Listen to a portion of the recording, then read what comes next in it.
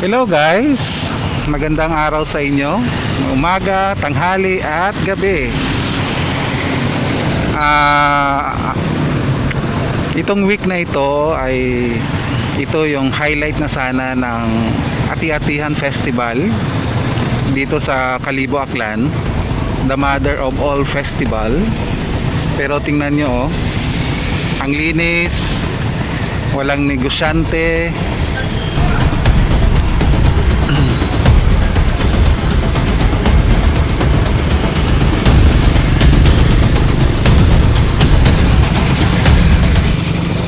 Sa dahilang sa pandemic kasi pinagdidiskusyonan nila, pinag-uusapan na pwedeng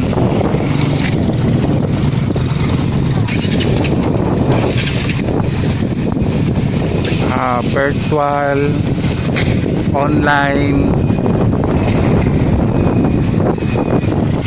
pero ang nakasunduan po nila ay hindi na lang, kasi dagsaan ang mga turista, baka magdagsaan ang mga tao. Ang week na ito ay last year ay dagsaan na ito ng turista, dagsaan na ng mga pumupunta na galing ibang bayan, galing ng ibang province. At yun, yung mga international guest po natin.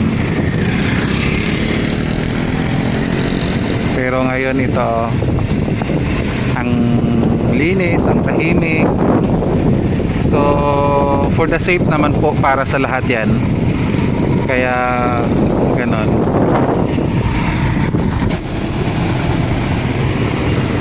Para mapigilan ang pagdami ng coronavirus, yung COVID, kasi sa ngayon may mga positive pa rin po tayo na sa mga quarantine facilities. So hindi basta-basta, kaya na pagdesisyonan nila na wala na, hindi na ituloy for the safe para sa lahat. Pwede naman next year ang pag-celebrate niyan, taon-taon meron naman, pero ang buhay, isa lang naman ang buhay natin, di pa po ba? So dito po ako ngayon sa may Pastrana Park, sa gilid-gilid lang.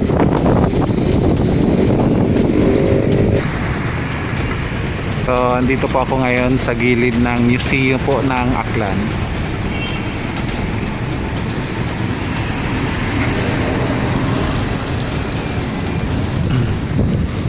So kahit walang ati-atihan, halabira pa rin tayo sa buhay, halabira. Tuloy pa rin po ang buhay natin.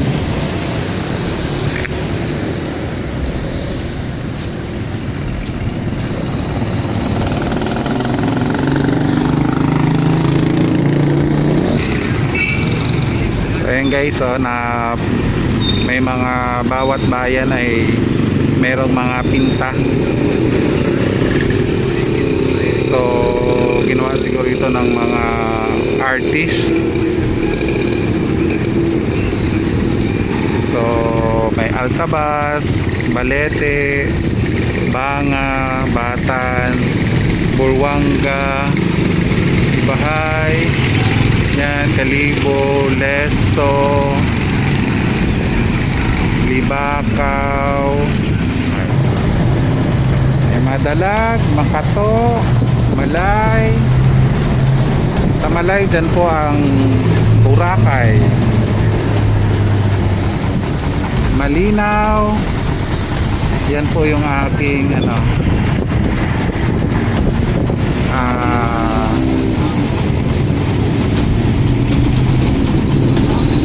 birthplace sa Malinaw.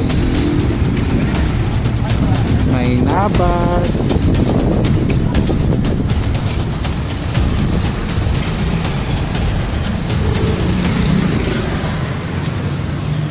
New Washington,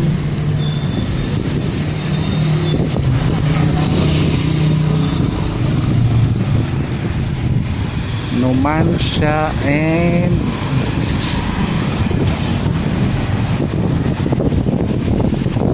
Tangalan.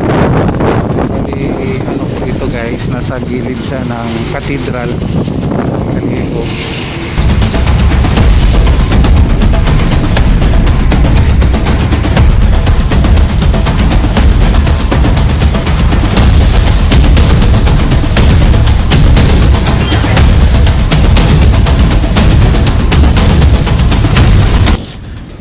So guys, ito na sana ang highlight na week ng Kalibo Ati-Atihan.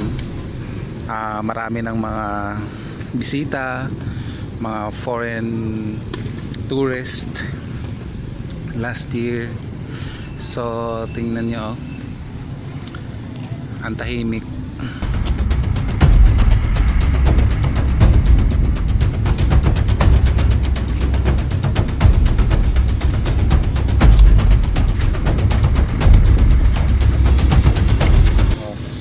Nakaraang taon mga ganitong araw o na weekend, may mga activities na tayo dito, may mga celebrity na, may mga andito na naman yung mga taga GMA. So yan,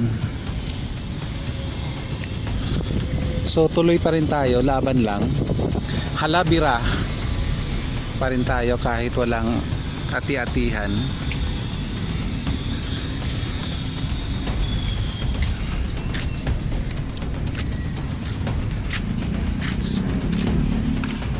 So yan lang guys, yan ang update natin sa ating festival na Kalibo Ati-Atihan, the mother of all festival. So kahit wala ang festival, okay lang, tuloy lang tayo, patuloy lang tayong mag-ingat, patuloy lang tayong alagaan natin ang ating mga sarili.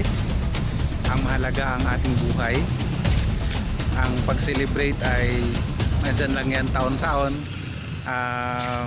First time nangyari na wala tayo ngayong mga street dancing, and kung may mga bagong update guys, i-update ko kayo, i-update ko po kayo. So sa mga hindi pa dyan nag-subscribe po sa akin, mag-subscribe na kayo and click nyo na ang notification bell para sa mga susunod na mga uploads natin ay ma-update po kayo. Maraming pong salamat.